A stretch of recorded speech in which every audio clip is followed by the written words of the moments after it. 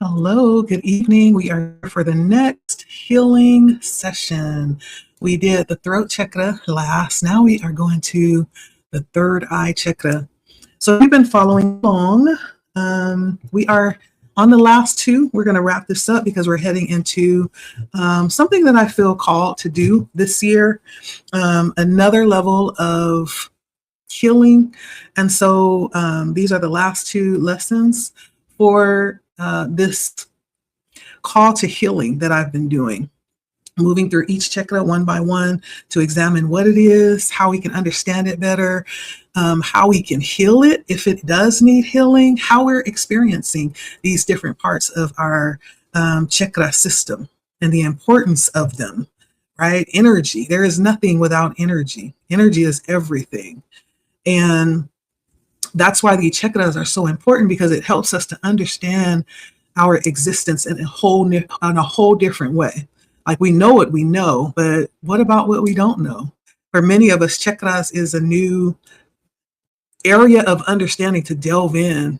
I don't think there's nobody that will ever know everything. There's always something more that we can add to our experience, that we can add to our ability to enjoy life or to make it better. This is one of those things, right? And so I've been going through each one of the chakras, discussing healing around that, what it means. And I've had the honor of receiving a book that I purchased when I was down at a conference, a metaphysical conference. And this book is by Nebteth. And I just felt a calling to it. Usually when I go out and about or I travel, I try to support like certain vendors. I make that a thing that I'll go and support certain vendors. So I wasn't leaving without nothing. Listen, I was walking away with something, right? And this is what part of what I walked away with. I also walked away with some other very valuable things, right? But this is one of the ones that have kind of helped me over the past year or so. I think I've been doing this for about a year. And so it's about time to wrap it up and move to the next level. Right. And so we're talking about the third eye today. And Kajara actually turned this into like a healing journal. And a lot of it was in terms of understanding it from a different culture. Even some of the language and the words, right, come from Kemetic culture. And so the terms that we've learned are not only terms in English or Sanskrit or other, cultures that have accepted this concept, but the ancient Kemetic names are attached here. I thought that was pretty amazing. And so when we talk about healing the first eye, they call it the first eye. We call it the third eye. But actually, it would make sense, right, that this is the first eye. And then these follow, right? First spiritual, then natural. First energy, then natural, then matter, right? And so we always start off our lessons with a mantra or some type of encouraging slogan that we can apply to this healing. And this one says, I see past, present, and future with clarity. I am divinely guided by my intuition. Let me say that again, okay? I see past, present, and future with clarity, and I am guided by this intuition of mine. Took a minute, but we here, okay? So first of all, the first eye, I'm going to refer to it as the first eye. I know we have called it the third eye. I like the idea of it being the first eye because it just makes sense to me. The first eye chakra is usually called the third eye chakra. And this chakra deals with our dreams. It deals with intuition. It deals with our abilities, our psychic powers, and it deals with our vision or our imagination as well. And for this part, right, we talked about each of the chakras and usually the time frame in life where that actually comes online or develops. So it's said that the third eye doesn't even develop. It doesn't even come online fully until around 35 to 42. Okay. So if you was young, if you was like a child and you was tapping in, it may, you was ahead of the game. And we may have had like little instances here and there, little glimpses of what was to come later in life or what we'd eventually end up doing. But that was just the very beginning, because this takes people many years to learn to listen and follow their intuition. It doesn't just happen. You don't just wake up, but this is something that is studied. And again, this is empowered between the ages of 35 and 40. And it's been in increments of 7 that these developments happen in life. During the time that our intuition is becoming stronger and more online, it's through that age between 35 and 42. So it's not, some of us feel like we just late to the game, but really you're not. You're not as far off as you think. Like if you are around, or you notice around 35 to 42, like you begin to become a little bit more equipped. That's why it's our higher self that starts to become our guide and begin to enter into our daily routines and give us what to do. It's that quiet voice that we hear from within, right? And it tells us things that will serve our highest good. Now, it's what we learn to listen to and follow, right? That matters, because sometimes the voices may not be telling us the right thing, right? When we see these crazy outbreaks or these crazy instances where people then went and, took out hundreds of people, it's like, well, I heard, did they really hear?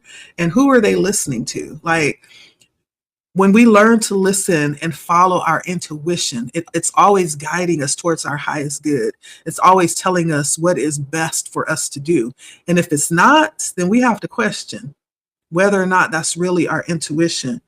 But because it's all about wisdom, it's all about making better choices. It's all about taking what we have experienced and learned many times and using that information to move forward in the best possible scenario. When we begin to live from that energy, it brings a sense of trust and stability, more peace, more prosperity, as we begin to be more on point and make less mistakes, right? So the ancient Kemetic name for the first eye is Mer, M-E-R. Interesting. Wasn't that one of the things that the 3 magi brought to the virgin birth, right? It was Mer, but it's spelled differently. That's M-I-M-Y-R-H-H. This is M-E-R. And it's also love in the MDW and the NTR.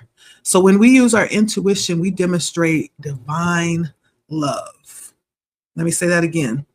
When we use our intuition, we are demonstrating divine love. So for those that would say that using your intuition is wicked and that it is witchcraft, no, it is a higher form of evolution. And not even evolution, it's really getting back to where we started. It's really getting back to what was always meant to be. Okay. And so, as we know, there's always certain questions that she poses to get us to sit down and kind of think about things on a deep level. And so, of course, I went through and answered a few of the questions and gave it some thought as to how, I've experienced my first eye. And so we're going to delve into these questions here. The first one was before asking, she was like, really be honest with yourself. Not only be honest, but also show yourself some grace. Like, be gentle with yourself today as you answer these questions honestly. And I invite you to answer them as well. If you are someone who's interested, what is this thing that I feel? What is this? For me, it feels like a twang, right? That's how it feels to me. I don't know why. I think it is something from childhood, but that's the best way that I can explain it. It feels like a twang to me. But the first question was, do I listen to my intuition? Do I listen to my intuition? And so I took a moment and I answered this question. I feel like I definitely do. No question about that. I'm just really fascinated and interested, and I'm invested, in this right now. It's definitely something that I felt was like hit and miss in different parts of my life. It's just becoming much more clear now. And a lot of things that I didn't understand as I was growing up, or as I reached the age that I am now, it's starting to make a lot more sense now that I'm open to understand what that is. So yes, I do. I use my intuition. It has definitely, like I was just saying, it's been a journey. We don't just wake up being able to fluently use our intuition. It's just like anything else. We can consider intuition a muscle. The more you use it, the stronger it gets, right? The more masterful you become with it, the more you use it like a muscle. And the stronger it gets, the more, and I want to say more fluid. That's a good word. The more fluid we become with it. Okay. And so it's been a journey really for me to understand. And what I needed to understand was what that was. When I would receive messages, or when I had that real sick or interesting feeling that wouldn't go away, right? It took me a minute to understand what that was, and that guides me from the other side. But I feel like there had to be, for me anyway, I'm going to say there had to be like a shaking for me really to be directed and pointed, for me to really connect and be open to find answers within myself, because I had learned in many different ways that the answer was not within. It was outside of me. I had to seek and connect with something outside of myself to find truth, to find the answers that I sought. When your intuition guides you from within, not from without, right? Not that you can't seek information outside of yourself, but there is a plumb line within you, and that plumb line is intuition, right? And so I think for me, there was a shaking that had to happen that caused me to turn inward and see myself as a divine source. We are all a divine source, right? We are all created in the likeness of our Creator. And I cannot even begin to tell you what that means. I don't even think we will ever really understand what that means, because we can only see and relate and understand our divine Creator to a certain extent. And so we know it's amazing. We know that source is amazing. So what does that say about us? And if we're made in the likeness, then what does that say about us? And so it took me a minute to be turned inward to look for the answers that I was seeking outside of myself, because it took me a minute to understand that I am a divine source. Okay. Notice I said a. So there's many. I am a divine source, not the. Now that's the divine Creator. Unfortunately, this was something that took a while, due to, all these things that tell us we need to look outside of ourselves for answers and for explanations and for reasons, and even for, approval. That's a big one. Sometimes we can't connect with our intuition because we're so busy trying to gain approval when you are the one with the answer. Silly, you're the one. You have it. Use it. And it required, some time and some effort and practice, right? It required some situations where you needed to prove that, hey, I'm not just making this up. This isn't just random. Now, this didn't happen too many times for this just to be coincidental, right? And so it took a minute to understand that. But when we began to understand how the intuition can affect us, there's so many different things that we need to consider when it comes to the intuition. Awakening the third eye chakra opens a door that's much deeper when it comes to our perception and intuition. This chakra becomes active, and as it becomes active, we start to notice these little tiny signs and guidance and pieces of direction that help us steer in the right way. And that inner voice starts to grow stronger the more that we listen to it, and our imagination becomes more vivid the more that we look at that, right? You ever bought a car and you've never noticed the color, let alone the type of car that you just bought? Now, after you buy it, you see like 50, 60 different cars in a day. Exact same model, the exact same color, if not the model. And you're like, how come I didn't see all these signs before I bought my car? It's because the intuition has sparked something in that direction. That's kind of like how the intuition works too.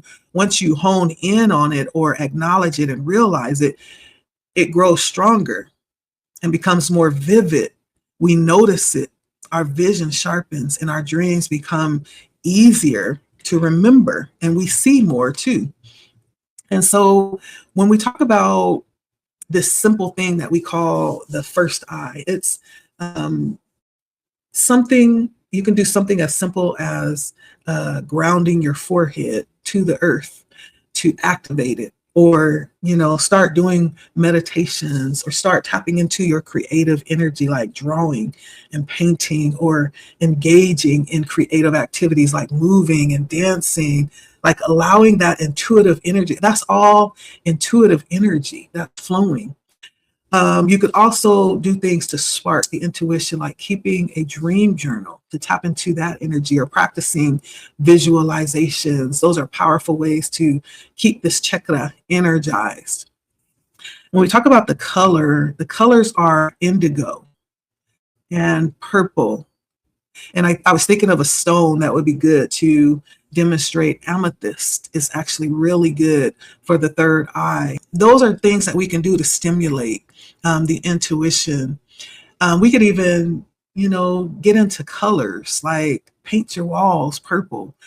Stuff like that could stimulate this first eye chakra as well. Wear those colors. Eat foods that are dark and blues and purples and black. That should stimulate it as well. Buy flowers that are that color. Or, you can buy bulbs that have lighting that can stimulate that energy and help it strengthen the connection that we have to it, right? And so when we talk about a healthy chakra, a healthy first eye chakra, we have to also talk about what it means to not be healthy, right? There's a few things we're going to talk about. The first one is blocked first eye chakras. And then the second thing we're going to talk about is an overactive first eye chakra. And so the first one was a blocked first eye chakra. When that first eye is blocked, we may become less perceptive, or of course, less intuitive and more disconnected from those subtle cues, right?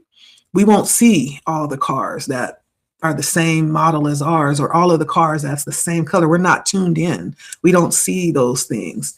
Or it could feel like searching for something that's right in front of you, but somehow it's invisible. Have you ever been on your phone and you're like, where is my phone? And you're talking on it. You're talking on it, boo, right? Stuff like that. Or you're looking for something intently and it was right there in front of your face the whole time, but there was something that blocked it, right? That's what a blocked first eye chakra looks like. Our perception gets clouded and we don't really see clearly.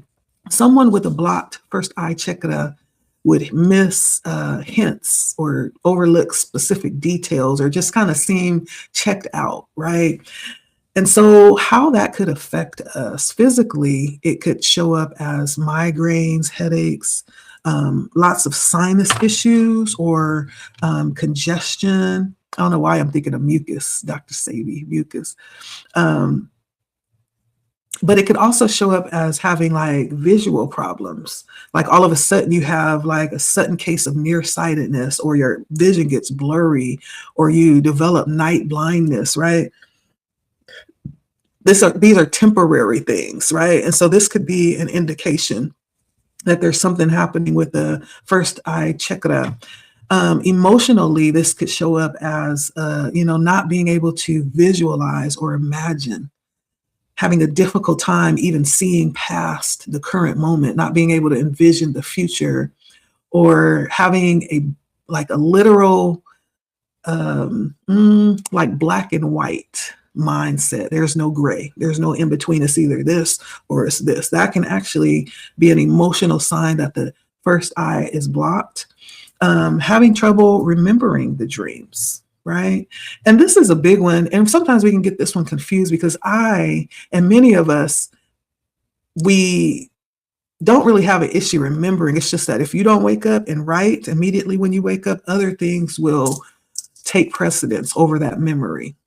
And I can wake up and have such a vivid dream. And then like 5 minutes later, like I could not tell you what I dreamt about, but it's because I have to write it down while it's fresh. Not that I don't remember it, I do, but I need to write it so that I can retain those details. Or it could show up as a form of denial or avoidance of inner truth, like something that we can clearly see, but for some reason we don't want to see it. Sometimes it gets to that point. What's coming up here is like relationships can sometimes cause us to be in denial of things that's just right in front of our eyes. And that's one way how we can get our first eye blocked, is by being in the wrong connections, honey. Let me tell you, avoidance of inner truth, right?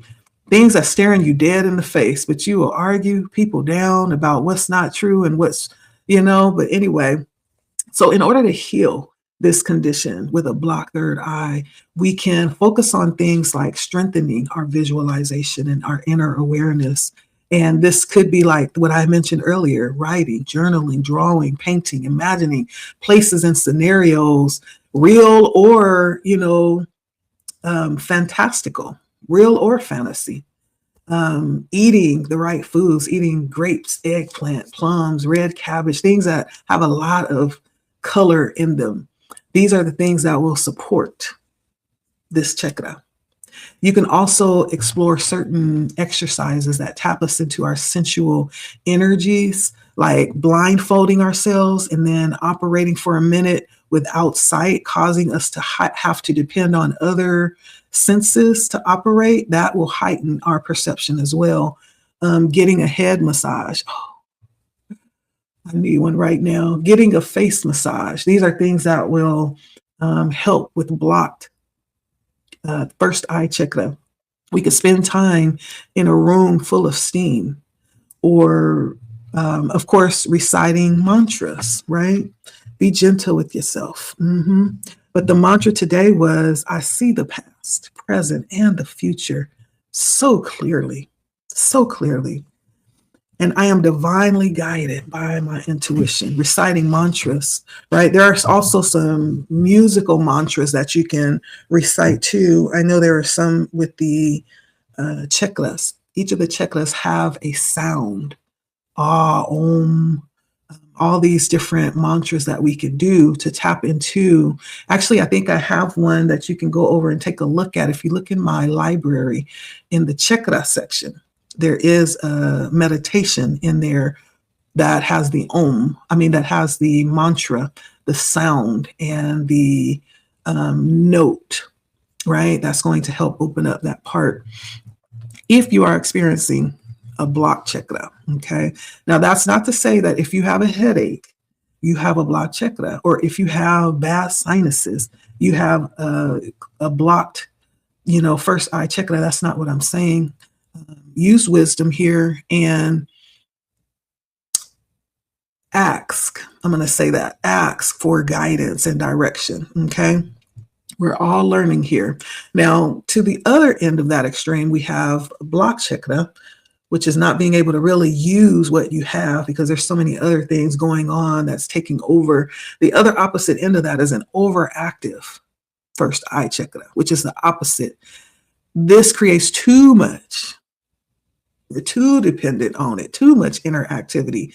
Visions may become overwhelming and blurring our, the lines that we have between imagination and reality. This is where hallucinations and delusions and obsessive thinking pops up. And some people can become fixated on the future or stuck replaying the past or stuck playing a loop over and over. Some people will do excessive daydreaming, have difficulty focusing, or they could exist and live in a fantasy. Those could also be signs of an overactive third eye. I gotta admit, I sometimes fall in that category. I do, because I don't know. And so I many times have to lean on grounding exercises to keep me, to keep me down here where I need to be in the real world, because I'd rather be somewhere else many of the times. Okay. But in extreme situations, when we look at symptoms, sometimes we need to seek assistance from licensed therapists or our medical professionals, or if you're a little bit more holistic, right, we need to seek guidance, spiritual guidance, right? When this appears, like we could be again having like vivid dreams, or the opposite, nightmares. We could be misinterpreting things, making more out of them than they are, misinterpreting everything, not just misinterpreting. I should say that we are misinterpreting everything, like turning little things into something, misinterpreting symbols or events as signs, right? Sometimes it can show up as struggling to distinguish our intuition from our imagination, or our intuition from fear, right? Sometimes they can show up feeling the same because we haven't really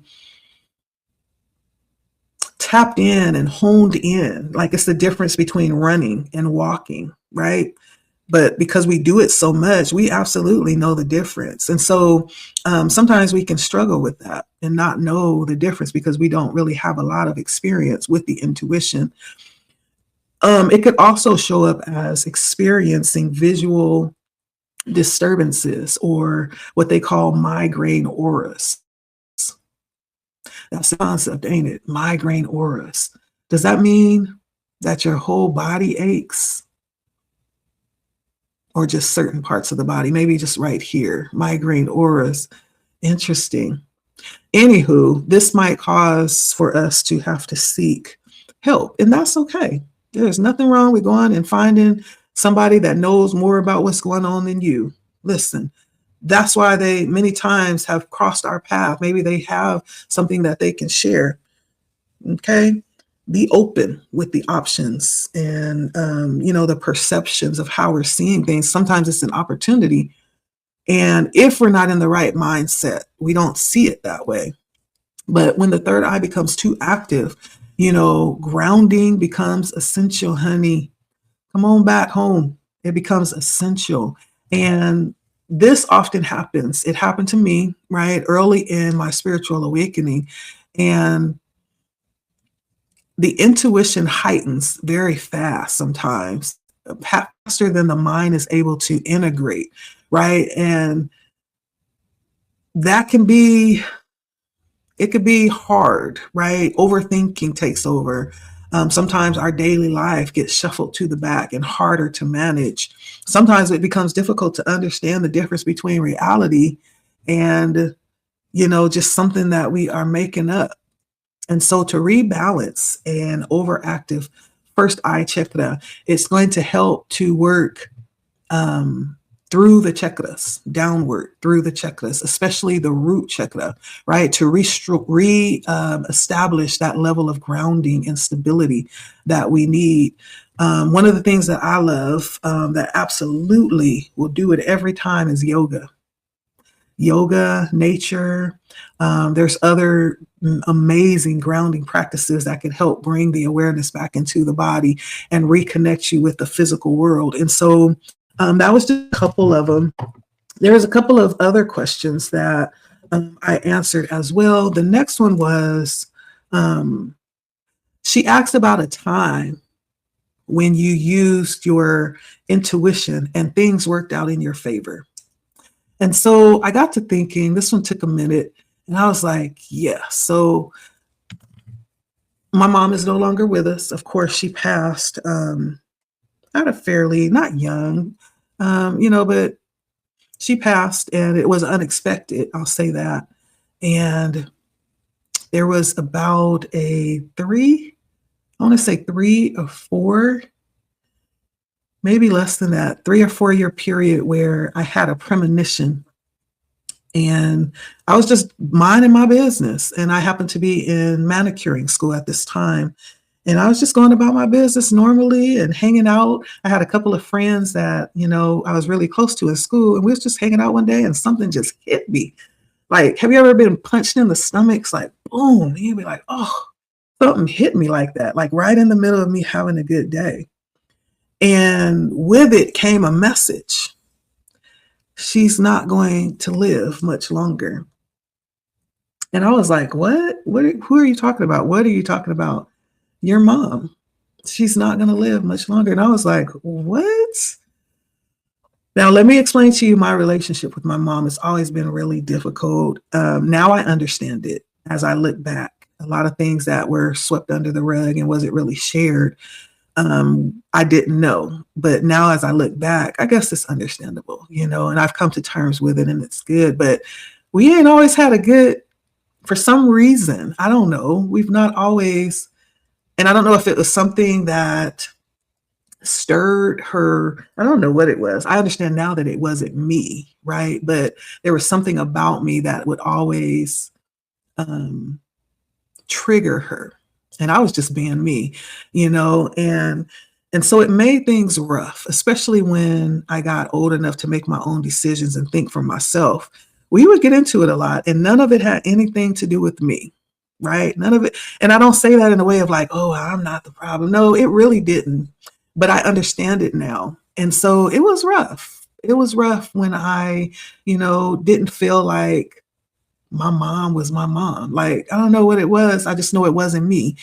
But when I received this premonition, it helped me to see it a different way. And from that moment forward, I saw my mother differently. I didn't see her as my problem, right? I saw her as something that or someone that I would not have in a little while, right? And I didn't share it with anybody. I kept it to myself and I just kind of ate it. I lived with it. I carried it.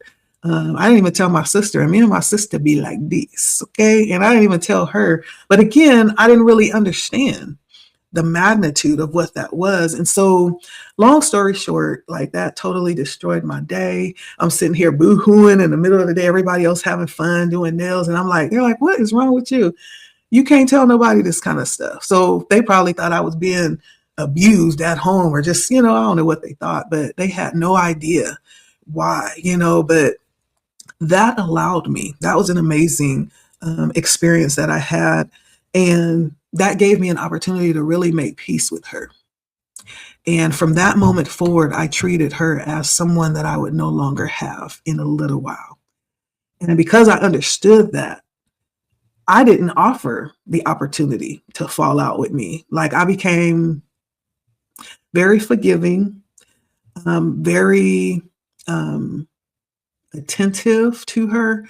I became very accommodating to her. Like it changed everything. You only get one mother, maybe two at the most, but you only get one. And oh, I'm so glad that I listened to my intuition that time because it gave me a moment. It gave me time to make peace, not only with her, but even with myself. And I began to just pop up randomly and bring her flowers and like bring her lunch and like just do things and make sure that my kids got their time in with her too. And so this it was huge, right? And so she asked right about a time where you listen to your intuition and things worked out. It did, because it gave me an opportunity. Not that it made it any easier when she did pass, but we didn't pass in a fight. We didn't pass with her, wanting to wrangle my neck or strangle me. We passed and we were on good terms. And it was, it wasn't something that was expected. It was still a surprise when she passed and how she passed, but I was okay with it because I knew I had made peace with her and I made peace with it. And I remember calling her one time and I was like, because we've been through some stuff, right? It wasn't easy. And I told her, I said, you know what? I just want to tell you, I don't want anything, but I just want to tell you that you did an amazing job. Like, I am so glad that you are my mother I love you. Like, you're so amazing. You did everything right. I'm so grateful for you. And my mom's not a crier. Like, I've seen her cry, but she's not by any means soft or sensitive. And she must have boo-hooed. I'm talking about boo-hooed. I've never saw that response. And so, yeah, I have had an opportunity where I've been so glad that I use my intuition, and it's just been more unfolding, you know. And I don't feel like spirit has allowed me to ignore my intuition or to forget. Even the times where I did ignore it, the ramifications was huge. It's like, oh, you won't do that no more. Oh, you won't allow that to happen again. And so I do remember it being really painful when she passed, but there was a deep inner peace knowing that I was on good terms and we, had some good times. Those last few years were good years. We spent a lot of time with her and, late nights playing Monopoly, playing cards, and good food, music. And one thing that did break my heart, though, was that she wanted to go and do an opera performance. And I don't know what happened. I was doing a lot back then. I had my kids and I was in school studying music, and there was just a lot of moving pieces, and I didn't get to schedule. We were just talking about it like the weekend before she passed, and we were headed to an opera, a live opera event, and we missed it because I mistakenly falsely saw the time. And so we were late. We didn't get to go. And that was my last opportunity. That's the only drawback that I had from that. But I'm so glad, so glad that I have used my intuition. And it's been really amazing to me. There's something that's very calming and peaceful when you step into a place or a time that you don't really have to do a lot, or you find out that way that you were being that was actually killing you inside was not actually your authentic way of being. Like, you were born to stand alone and, be able to look at things and decide for yourself, right? There's so much that I can share. That's just one, but I won't. I will allow you to think of a moment where you actually used your intuition and was glad that you did. I'm sure you have many of them. If you want to share it, you can too. Share it in the comments or send me an email about it. I would love to hear yours too. I'm going to just do one more. Next, she said, take some time to clear the Myrrh Center, that first eye center, and answer these few questions. First of all, am I using my abilities, my psychic powers, my intuition, and how can I use them more? And so I'll say that, yes, I do use my intuition, my psychic powers. I like to tap into activities that make me use them. Like, that's one of the things that I enjoy about tarot. It makes me really step outside of myself or kind of step outside of my lower self and step into my higher self and trust myself and prove myself and just experience and go and explore that energy, that ability. So if it causes me to have to use my intuition, I'm all in. Let's do it. And I'm finding new ways to do that too, through my painting. Yes, that's intuitive painting. I have a series that I've been working on for a few years. I need to finish that too. I still have 2 more paintings to finish. And I was guided through my intuition for this series of paintings. They're sunflowers that are very, like a hue of orangish yellow with a little dab of red. So it gives it the colors that you would see in a beautiful sunset, the reds, the oranges, the yellows, like, right? It gives that energy of being vibrant and full of life and joyous, just enjoying, right? And then on the background, I was led to do like this ocean greenish blue sometimes more of a sky greenish blue and sometimes more of an oceanic greenish blue, but it was hues of blues and greens that's on the background of the flower. And so I kept being led to go back and do more and more and go buy more canvases and do another one until I ended up with this collection of them. And I have two more smaller ones that they're hanging up here in my home as my art pieces. That's my intuitive work that I've been led to do. And so I practice my intuition. Like I try to implement it in everything without doing too much, getting into that overactive chakra energy. And so ways that I can use it more. One of the things that I would love to do, and I've started doing, is entering into group activities where it's not just me practicing in like this, and I'm gonna call it a safe space. Like it's easy to do it here at home, but when you step out in a group setting and you start working with others and working with others' intuition, that's a whole nother level. That's a whole nother level, and some things that I'm learning, about myself. And so I'm actively building it and surrounding myself with people and environments that support that. For me, intuition is life. And so it's important. And I'm learning, what that means for me, having a healthy intuition. Okay. It's going to look different for everybody. And so that is my message around the intuition and healing. And so if you would like, we just have one more, and we will be finished. If you would like to find out what the other questions are, I'd be happy to email them to you. Just email me, let me know, and we can send those over to you if you want to do that. Okay. I do suggest that you work from the bottom chakras up because it is a progression. By the time you get up here to these upper chakras, it is foundationally important that you have grounded and healed the lower chakras, right? Because it is a progression, kind of like the Kundalini rising, right? It rises upward through the spine, right? Not down, but it rises upward, okay, for the release. And so that's what I have tonight. And thank you for stopping by. If you're listening to this and you have been with us for the last 6 chakras, this is the 7th one. We call it the first eye chakra or the myrrh. Okay. And so let me know, how you feel. I'm always open to comments and, questions if you have them.